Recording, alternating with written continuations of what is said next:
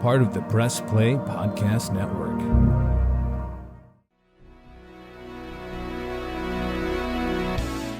Iguodala to Curry, back to Iguodala, up for the layup. Oh, blocked by James. It's over. It's over. Cleveland is a city of champions once again. The Cavaliers are NBA champions. That sound means it's time for Cavs on the Break, NBA podcast from the Press Play Podcast Network. I'm your host, Chase Smith, and with me, NBA writer for HoopsWire.com. He's our Cavs insider, national NBA beat writer, Sam Amico. We're also joined by two other legends in the house. John Sable, sports at Fox 8, host of Sable Brothers on the Baseline right here on the Press Play Podcast Network. And Jeremy and Akron, shouts to Zach for checking this podcast out. Guys, the Cavs traded for Donovan Mitchell. Wow. Oh. Let's go. Man, you know, I got to give Jeremy some credit here because I don't know what podcast it was, but Jeremy, you threw it out there back in like February or March that the Jazz were going to get rid of him. I don't know where you got it, but you said something along the lines of keep an eye on him. And Sam, Chase, and I all laughed at you. You what? Do you remember that? Hey, remember laughing. John. Yeah. I've been taking people by surprise my whole life. This isn't anything new. never let them see you coming, boys. Never let them see you coming. So let's talk about the Cavs. The Cavs, roughly around 3:50 on Thursday, September 1st, traded Lauri Markkanen, a rookie from Kansas, Agbaji, which I probably butchered that name. I'm awful. Colin Sexton, 3 unprotected first-round picks in 25, 27, 29, and pick swaps in 26, 28 to the Utah Jazz for 3-time NBA All-Star Donovan Mitchell, Woj bomb of all Woj bombs. Where does this put the Cavs in the East? Let's just jump right to it. Hype train, all aboard. I think the Cavs are final contenders. I really do. And someone needs to talk me off this because I'm just full steam ahead here. Okay, I know what Sam's going to say. I don't think they're final contenders just yet. They got to prove me otherwise. A trade isn't just going to make me think they're going to be instantly top 1 or 2. I think the Cavs go from a 7-6-5 seed to a 4-3 seed this year. Next year, you could see that jump. I just think you just need time to mesh, and you need to prove yourself to beat some of those big teams, like a Milwaukee, like a Boston, like a Miami before you can automatically get there. You know who doesn't scare me right now? Boston. Well, no, Boston doesn't scare me either. But, I mean, they're a perennial team that experience there. And it wouldn't shock me if the Cavs became a finals contender. But I think that expectation may be a little too high on the hype train. But we can't expect only 2 anything players less in from the you, East that I'm Chase. concerned about are Jimmy Butler and Giannis Antetokounmpo. That's it. Butler and Giannis, and that's it. That's it. Sam is quiet. Jeremy is nodding in agreement with me. Like I am. This is all aboard. Let's go. Finals. Here we come. I'm curious. John said he knew what I was going to say. I'm just curious what that is. You were going to agree with me. Oh, yeah, I always do. No, I do. I don't think that. I think theoretically they could be, on paper, they could be a finals contender, but you have to see how it plays out.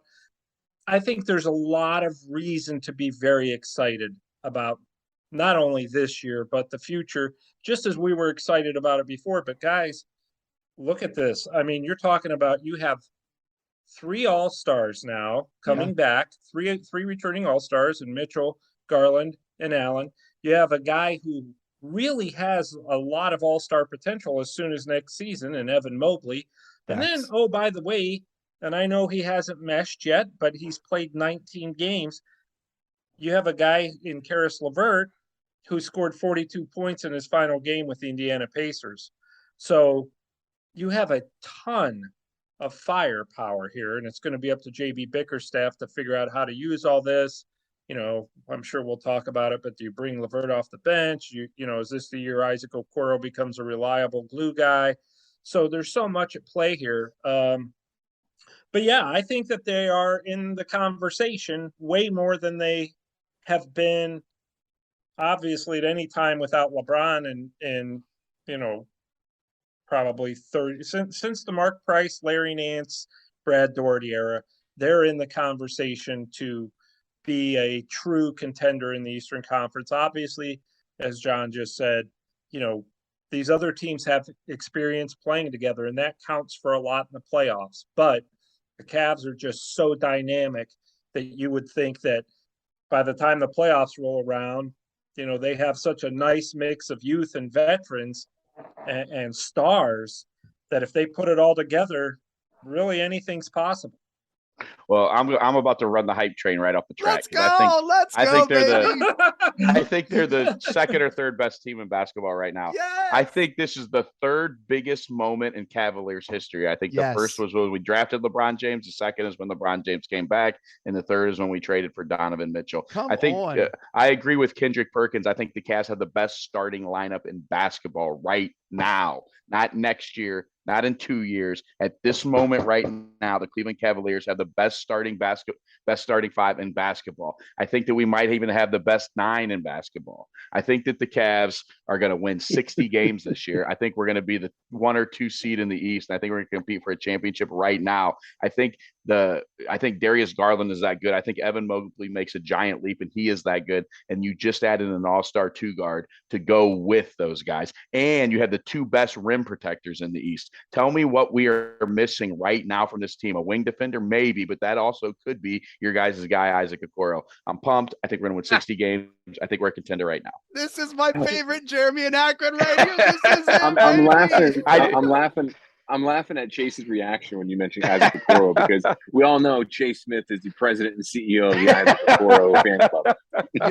You know what though? In a limited, I'm not an Isaac Okoro fan. You guys know that, but like we've talked about in the past, in a limited role, I think he can be a help. He can help, and he will not have. There'll be zero pressure. Is there less pressure on anybody in the league than Isaac Okoro right now? No one's even going to think about Isaac Okoro. He can play defense and hit the corner 3. That's all he has to do. Play defense, hit the corner 3. We have Karis LeVert coming off the bench, who I think is going to be way better this year now that he's settled into his role. You have Ricky Rubio when he gets healthy coming off the bench. You have Cedi Osman coming off the bench, who, and as we've seen, can be instant offense off the bench. You have Robin Lopez as your backup center. If they don't trade him, fair.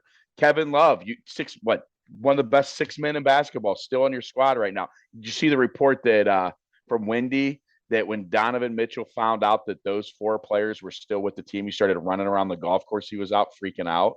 Right. Yeah. So I heard that. Was the report from Wendy. I thought that he was running around on the golf course because Isaac Okoro. No. Was that Chase? Jeremy and Akron is straight cooking right now. This is one of the best performances. This is throwback JIA right here. Jay, I love when we agree. We haven't had a lot of space to agree like this. I freaking love everything you just said. Inject it into my veins, and I think you're right. I don't think there's any reason not to. I mean, look, we got.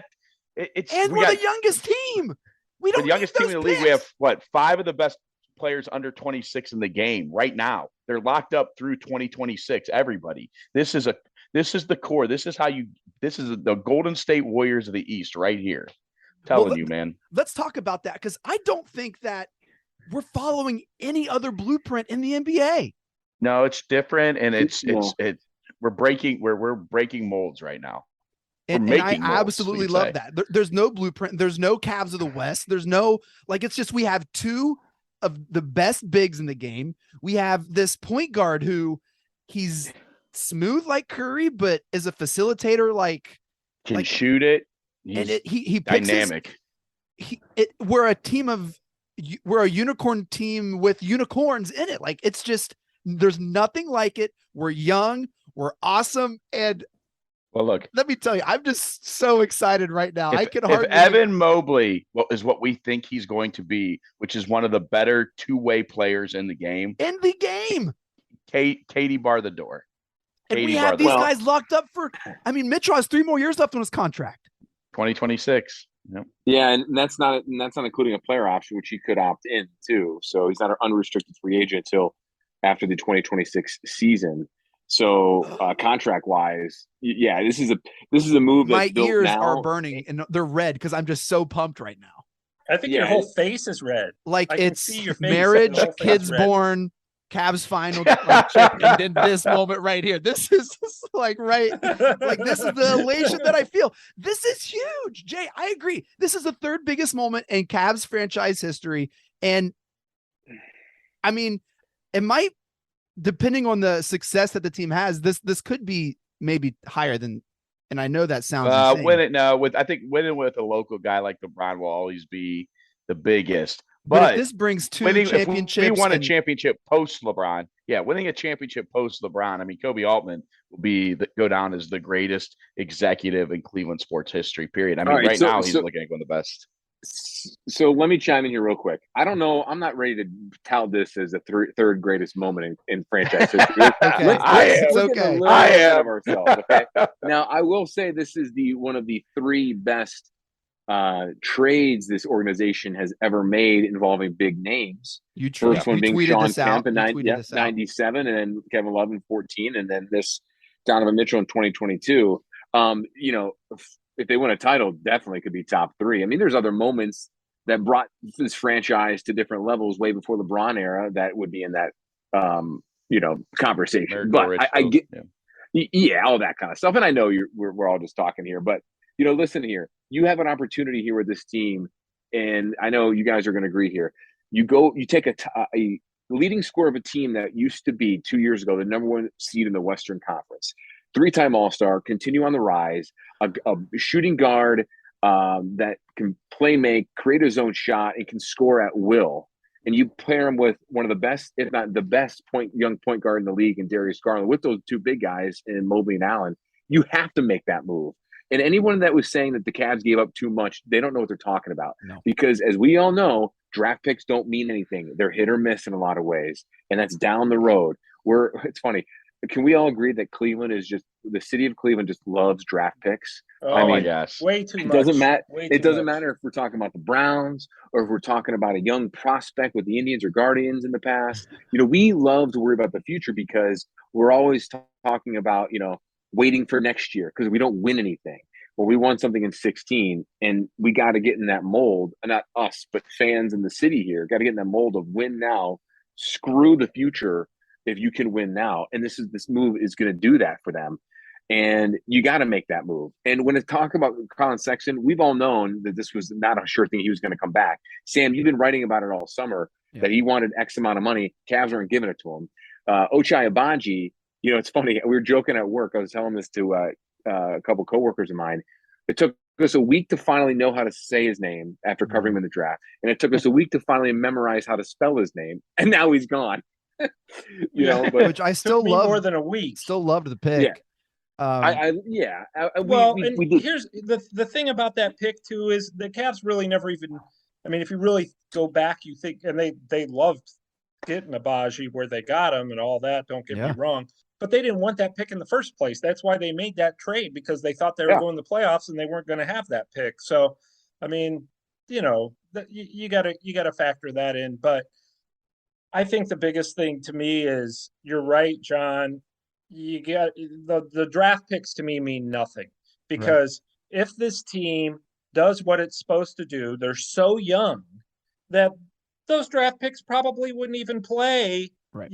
When you're talking about once these guys are more seasoned, Garland and Mobley and Allen and obviously Mitchell. Once those guys get meshed, it's going to be hard for young rookies to come in and really make an impact. Yeah, the team is so young.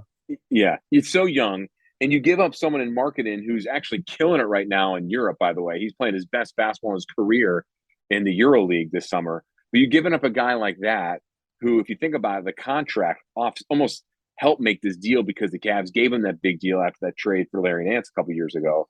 I don't want to say it's a big loss. I mean, that's probably a bigger loss than we probably are weighing in a lot of ways, but nothing to cry about by any means. You had to make that move. The funny thing is, giddy right now. I am just I don't know. And Sam, you can maybe shed some light on this, but I think it's hilarious that the real loser in this trade, it's obviously not the Cavs, it's not the Jazz, Knicks. It's the New York Knicks. Yeah. I mean, they completely botched this and gambled this, thought they had him, and got a little cocky about things, and then Cavaliers came in and swooped them in, and now they're just got what just happened. So this is kind of the timeline that John's talking about. The Knicks declined to trade for Mitchell on Monday. In July, the Knicks, this is all from Woj, the Knicks offered in July RJ Barrett, Obi Toppin, Mitchell Robinson, and 3 unprotected firsts. And that was shot down. And so the Jazz, almost kind of like in spite, went back to and they re-engaged conversations with the Cavs, and they reassembled this trade that they had been talking about and just kind of like made it happen. Sam, I can tell you're just like a fountain of information you want to share with us. Well, Kobe, once the Knicks, they almost signed RJ Barrett to a contract extension out of spite, to show the Jazz, okay, if you don't come to a deal with us, we're going to sign our guy to this contract and you're not going to be able to make a deal for him. And when they did that, that immediately stopped the trade talks between the Jazz and the Knicks. And then, as we saw, Woj reported, Kobe Altman, the Cavs removed themselves from consideration. They've been talking to the Jazz a little bit, removed themselves from consideration on Friday. And when the Knicks and the Jazz talk stopped Monday, Kobe called Tuesday and was like, "Hey, let's revisit this." And then here you are 48 hours later, you have a deal. And I don't know if you guys saw the quote that another general manager gave me last week about Kobe Altman, saying the guy is fearless. He will go out and he doesn't care about, what people think or what they think's going to work. He will go out and make these huge deals. This isn't his first huge deal. I remember 2018, I think it was, when he traded Isaiah Thomas and Derrick Rose and all those guys and got him, traded half the roster. Yeah. I mean, so this is not uncommon for him. And clearly he thinks this is something that, this is going to take us to another level. We all agree that on paper, certainly it will. I put it this way.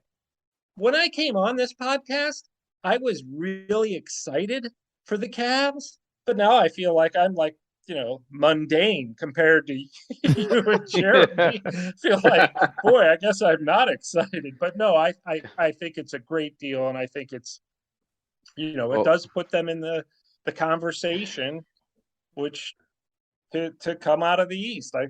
If everything meshes. We've vaulted over teams like the Hornets, like the Hawks, like the Nets, like the Bulls, all those teams. All of a sudden we are in the Bucks, in the Celtics, in the Heat conversation. Like we are in that tier without a doubt, and without playing a single second of Cavaliers basketball, we are in the tier of NBA champions. And our project, you didn't say we're the same as the Hornets and the Hawks, did you? No, I said we just leaped over those teams. Oh, no, you're right. Okay. You're right. Our projected starting five averaged 89 points a game last year. Just our projected starting five. Just the starting five, right? Yeah. Right. Yeah. And they've done some really nice things defensively. Greg Buckner, the associate head coach, gets a lot of credit for that. Yeah. The fact that they've really improved defensively is really going to be big when it comes to playoff style basketball. Jay, do you have Donovan Mitchell splits in front of you? Do give me one more he second. He averaged 26.9, 5.5 assists, like 85 from the 4.5 line, rebounds, like 38 from the three. This guy creates his own shot. He has playoff experience, which. Garland can create his own shot as well, right? Like he is a shot creator. LeVert, obviously a shot creator. And do we have any reservations, guys, on chemistry issues? No, I don't. Have you seen the videos? Either. I mean, he's been playing this summer with Darius Garland, and he knows Rubio, and Rubio's his buddies with too. Rubio. I don't have any. I think these are kind of. I think one thing I really liked, we've talked about this before about this Cavs core, is they don't seem to have egos. Darius Garland, Evan Mobley, Jared Allen, these seem like guys that don't have giant egos. And I think Donovan Mitchell's the same way. We'll find out. But when you slide a group of guys like that can really play and they don't have the big egos, I think that helps build that chemistry maybe a little quicker than you would in other situations. Well, John, are you talking about ego or attitude? Because I don't think there's any attitudes on the team, but are we talking about we're down by 1, 5 seconds left, who's going to shoot ego? Because I do think that's an interesting conversation. But I think that's a conversation that everyone's going to need to have. And I think you may have some growing pains in situations like that, or just trying to figure guys' position out on the floor. What's my position here? Who's going to want the ball down 1 with 3 seconds to go? Donovan Mitchell.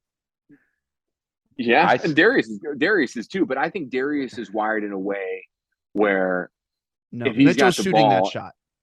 Right. But if Darius has got the confidence in himself that if he sees a situation where he's going to take it, he's going to take it. True. But he'll also evaluate a situation and has no problem giving it up to a Mitchell, whoever else. That's just a conversation, because I heard some people, at work, well, chemistry, it's going to take. Is it going to be? I don't think it is. I think Jeremy's right. I think you've got unselfish players in this team. Yes. And he has been playing in a lot of those and working out a lot with Garland and a bunch of other guys this summer, and a lot of those. I don't know if he's participated in those, tournaments or this workout, but there's been some fun on the side this summer that's, I think, will pay off down the road. And side note, he looks pretty jacked. I don't know if you saw the videos from the other day. Like, Mitchell looks pretty jacked.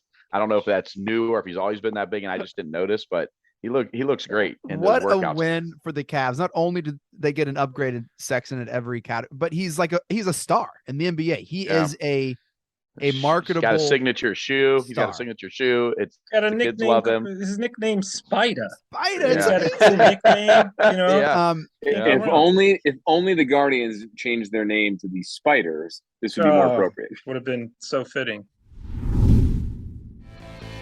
Looking for new insights on the Cleveland sports scene with a unique side of Cleveland sports history?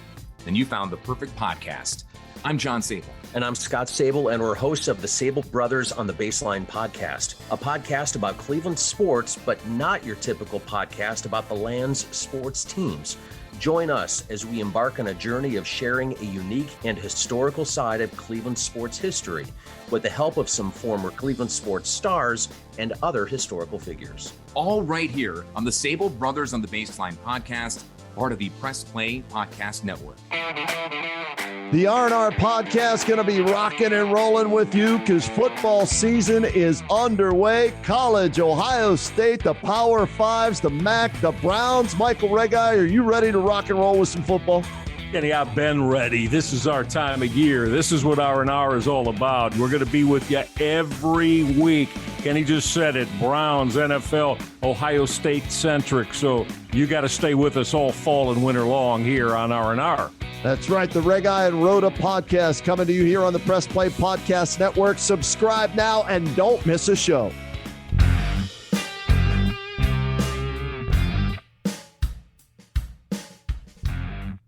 Hey everybody, I'm Gary. And I'm Jason. Opening cards as a kid, no matter what was in the pack, you always had that stick of chewing gum.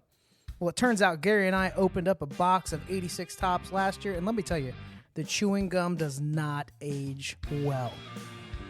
Join us on the Ball Card Show, the sports podcast for the sports collector. Chase, can I bring something up about Colin Sexton real quick? This is funny because I've been talking about this for a couple of years. I want to talk about. Yeah, go ahead. I have a couple things about Sexton as well. I started talking about this a couple of years with my buddy, and he didn't agree with me. But I went to a lot of the games during the pandemic. I got the season passes starting back then, and I always felt this like between JB and Sexton, there was this little bit of tension, and when there wasn't many people in the gym, you could feel it. Like they were at each other's throats a lot. You could just, with 2,000 people in there, you heard a lot of stuff being said. And I kept bringing this up, and I'm like, are you sure the Cavs want to bring him back? Are you sure they think he fits? My buddy, yeah, he fits. I think that was the kind of the start of it. I just don't think that Sexton and Coach got along that well. I just don't. So I think two things. I can't speak to that, Jay, but I think hiring Rich Paul as his agent was the beginning of the end of Sexton and Garland in Cleveland. This is from no information. It's just I didn't see how that was ever going to work, and I'm not surprised that this is where we are at. Well, and I think if they really wanted Colin Sexton a long time ago, they would have given him that extension last year, last year, before he hurt his knee in New York in the 11th game of the season. And little did we know that was the final game you'd see him in wine and gold. If they really valued Colin as much as they think and they've said in the past, they would have given him the money that he wanted. He got a 4-year, $72 million guaranteed contract in this sign and trade deal that Utah gave him. That comes out, if my math's right, what, $18 million a year? And Sam, what was he looking for early on? Was he looking north of 20? And the Cavs were going to go more. 20. They knew they weren't going to get that. Right. And the Cavs weren't budging over what, 15-ish, something like that? Right. Yeah. The Cavs were right around 15, weren't going to go higher. And which was kind of wise on their part because nobody else was willing to go higher either. The Cavs had all the leverage in this situation.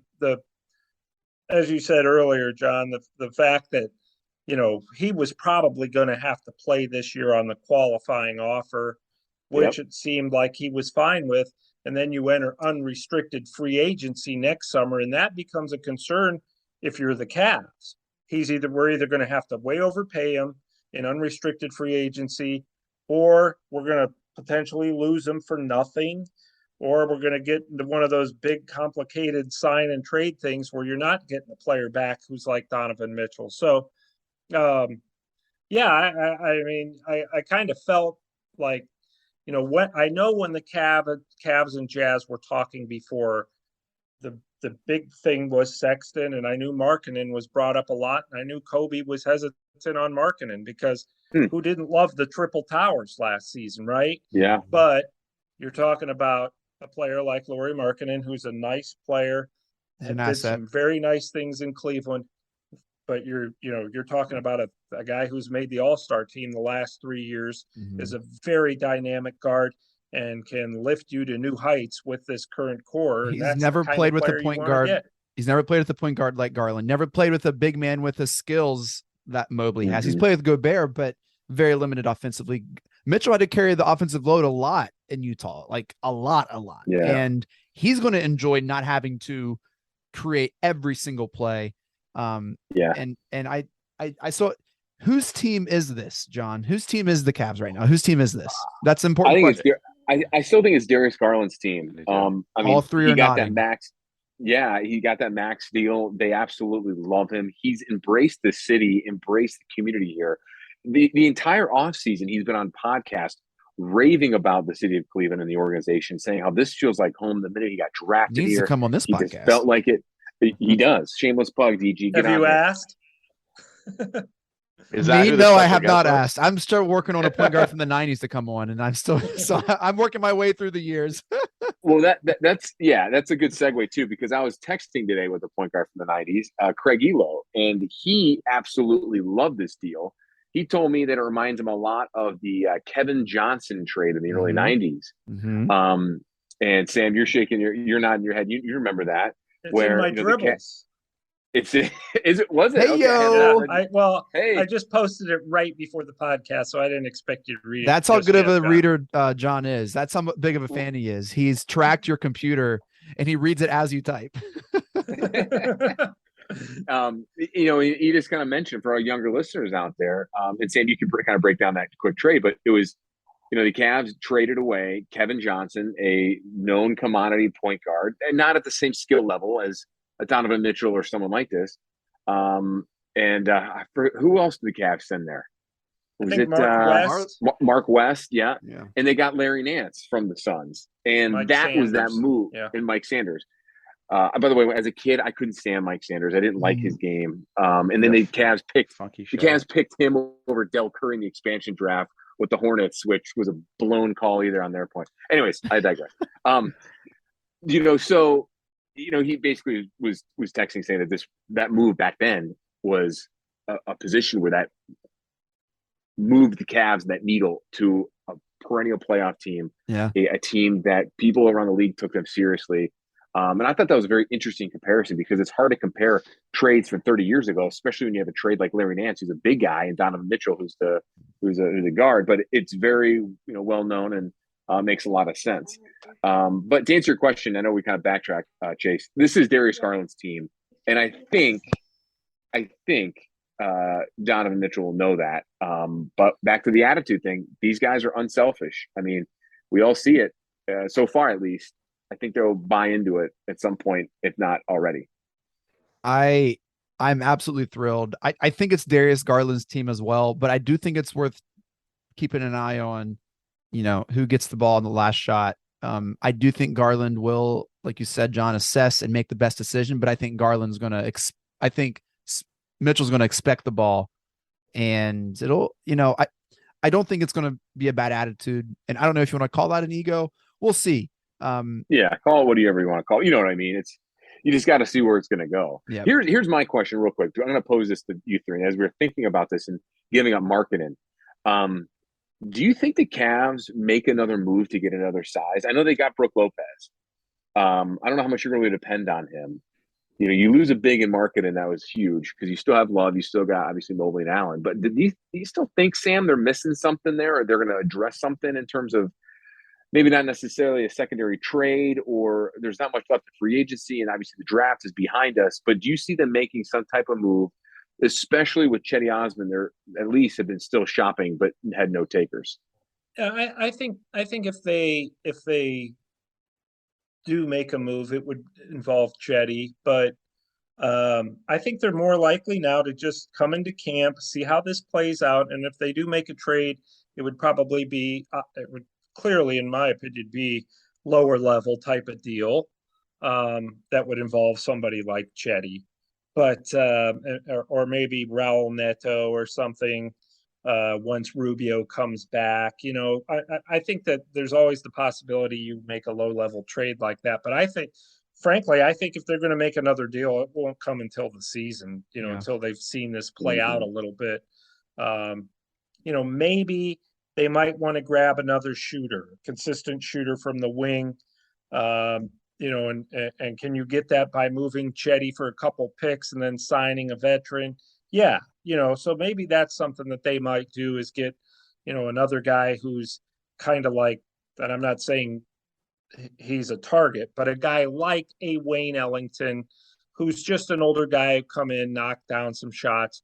Everybody knows Terrence Ross from the Magic is available. I think he's probably a little too much for them, but yeah, they might go out and get a low-level veteran guy who's known for being able to knock down perimeter shots, playing 10, 12 minutes a night or something. But no, there's certainly no urgency on another move right now. I think that they're pretty well set. And they, look, they'll give Chetty another shot. That there are worse things in life than that happening. So, I think the team we have right now, the Cavs have right now, is the team that we're going to see in training camp and to start the year. I think they're expecting Caleb to play the level he played last year from the perimeter. And I think I would expect Mobley to maybe expand his game away from the basket a little bit more. Which he is working on. All accounts are that is his big focus on the offseason, is becoming a more consistent 3-point shooter. So, yeah. So, hey, can we talk about Isaac Okoro just for one moment? I've held off. I've been waiting. It's been around 20, 30 minutes. I want to be realistic. Good friend, listener of the show, Wade Beachy, talked about, why did they not keep Abaji and send Okoro? Why did they keep Okoro? And I thought that was a great, do you know if that was ever an option, or like what was the reason for that? I think the Jazz wanted Abaji over Okoro. Right. There's more of a market for Abaji than there's for Okoro. Right. Exactly. And look, guys, and I put this in my column too tonight.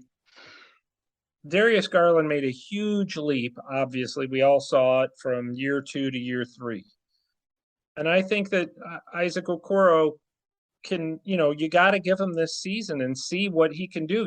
I will. He might be the perfect glue guy. I mean, that's going to be his role. Can you be the perfect glue guy next to these other 4 stars? And he's going to get an opportunity to do that.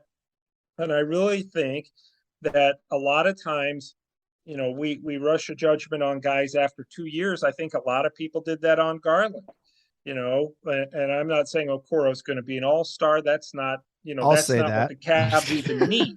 Yeah, I know you will. No, I didn't even think that was an option. Like, I was like, well, of course the Cavs wouldn't trade Okoro. And you guys are saying no, it's because they didn't want Okoro in the trade. Yeah, well, I don't think it was, I hard thought fast. that was They a just non-negotiable wanted for the because Cavs. they wanted a younger guy and kind of, kind of the unknown. Maybe Abaji will be a star for them. You never know. They don't know yet. Well, the Jazz were trying to tank, and then Okoro wouldn't let that happen. He would put the Jazz on his back, and he would have carried them. They'd be the 9 seed playing in. A guy that, if you guys remember months ago, I said a guy that I thought Isaac Okoro could become would be a Bruce Bowen type. And now he's in the kind of lineup where that could be his role. A guy who can hit a corner three. Bruce Bowen was a 40% 3-point shooter for his career. He was NBA Defensive Player of the Year 1 year, and he made the NBA All Defensive Team like 3 times. That is the role I see for Isaac Okoro. And now he's in a lineup where that could really be his niche. And if that's what, if he buys into that role, I think that's something that he could do. And we will see going forward. I love it. Well, I'm glad he's. And that's a good thing, Jeremy, you bring that up, because if they are starting to realize that they cannot make him into an offensive threat, the biggest knock on him heading into last year was his offensive game needs to evolve. He needs to take that next step in his development. Well, it really didn't at a consistent clip. And there were times when he wasn't on the floor, his minutes dropped. And there were times where his minutes were like maybe 30 minutes and he's only scoring 4 points, or, he was a ghost out there a lot of times. I don't know if it got in his head. I don't know if it was scheme or what, but let's assume you're right, that they like his role in being a guy that can hit that corner three, when the moments counts, and can be that lockdown perimeter defender because that's his strength. If that's the case, they finally may realize that. And so now you don't need him to score because you do have that extra scorer now in Mitchell. And that's going to take a lot of pressure off. And now he's going to relax. And now his own personal and strengths that he has could flourish in that way. I think that's a very good point. And I think that could very well be the case. There was no market for Isaac Okoro. Cavs couldn't trade him. Ochai Agbaji has way more upside, even though, I don't know, Jeremy, look it up real quick. Older. I'm not in front of a computer. He's older. But Agbaji probably has more upside on his offensive skill set than Okoro may ever have. Oh, sure. So, I agree with that. And I think Utah saw that. So, I think the one downside for the Cavs is Agbaji, he spoke with the media one time after he got drafted, or twice, the night of the draft and then the first time at the facility. I mean, he's a likable guy. Yeah. So down to earth. Great personality. I'm a fan. Mature beyond his, I'm a fan. Mature beyond his years. And I think Sam hit the nail on the head. The Cavs really liked him. They're happy he came to them at that pick. But I don't know if they were in love with him because they didn't like drafting there. They didn't want to be in the draft. So they took the best available at the time, and they flipped him for a 3-time All-Star that could very well make you become a top 2 or 3 team in the league, and maybe hopefully a championship down the road. All right. So before we get off, yes or no, I'll start with Jeremy. This year, Cavs make the Eastern Conference Finals. Yes. Sam, this year, Cavs make the Eastern Conference Finals. Yes or no? It's a yes or no question. I said yeah. Yes. Yeah. John, Eastern Conference Finals this year for the Cavs. John's going to say no. No, he's not. He would have said no already. Yes. He would have said no ahead, already. John. That's what you're really thinking. My gut says no. You're talking Boston. A letdown. I should have asked Jeremy last. Are the Cavs better than the 76ers? Yes. Yeah. And here's the thing. I think I wouldn't be surprised if. Just asking. Yeah, they are. They're better. I think the only team in the East right now on paper, knowing that the Nets are a mind screwed up all the way it's with the Bucks. Durant. It's the Bucks. But something I just need to see consistency, and I need to see more experience on them before I take that leap. Yes, and Mitchell could very well be that X factor where you don't need to have experience and then just have all these young guys ride on his experience ladder through 3 rounds of the playoffs, and all of a sudden you're there. Certainly could happen, but I still think we need to see this team, and in some type of postseason environment before I could crown them the Eastern, a Final Four team, or at least Final Two team in the East.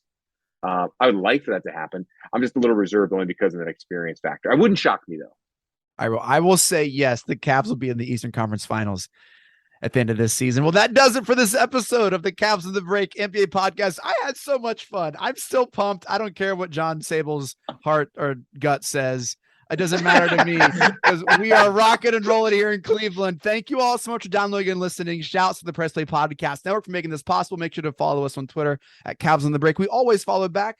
Follow Sam on Twitter at Amico Hoops. Catch all of his works and writings at hoopswire.com and follow them on Twitter at Wire Hoops. I got you, Sam. Come on, man. Oh, that's beautiful. Follow John on first Twitter. Time you've ever said that. It is. Follow John on Twitter at John_Sable. Follow Jeremy at Jeremy in Akron. Hey guys, who wins the Junkyard Award for this pod right here? Junkyard Dog Award. Who's getting it? I know who you're going to vote for, Chase. Yep. Who? Your right-hand man, Jeremy. Yeah, I'm giving it to JIA, baby. You know why? Take it, baby. Because Chase hates perspective and reason. Chase does not like perspective and reason. That's not my role in the pod. Hey, I know my lane. We're all a team. I know my role. I'm not here for perspective and reason. Come on, Sam. Come on. I didn't offer any. It's all Sable. He's the guy. He's the deep thinker here. He's a professional among us. He cares about credibility. We don't. I have none, so this is great. Nah. One time I heard Mike Greenberg say the thing he likes best about what he does in the media is he can say all kinds of crazy stuff that's wrong, but if he nails one, he gets to talk about it for the next 5 years. Yeah, right. Oh, that's outstanding. That's Jeremy's Donovan Mitchell right now. We're going to be hearing about this for the next 5 years on this pod. Sources, hey guys, baby. Sources. Just think about this. This Cavs on the Break pod is going to get more interesting and fun as the season goes on with Donovan Mitchell on board. Yeah, it's going to be a blast. All right, Sam, final thoughts? Yeah, my one big takeaway from the podcast was the line uttered by John Sable when he said, a lot of our younger listeners won't know about this. Sam, why don't you break it down for them? So yeah, but no, I think it's obviously a great trade, and we'll certainly be talking way more about this team as training camp nears at the end of the month. Yes, sir. Yes, sir. Mike Breen, take us out. Congratulations, Cleveland. Your decades-long wait is finally over. The Cavaliers are NBA champions.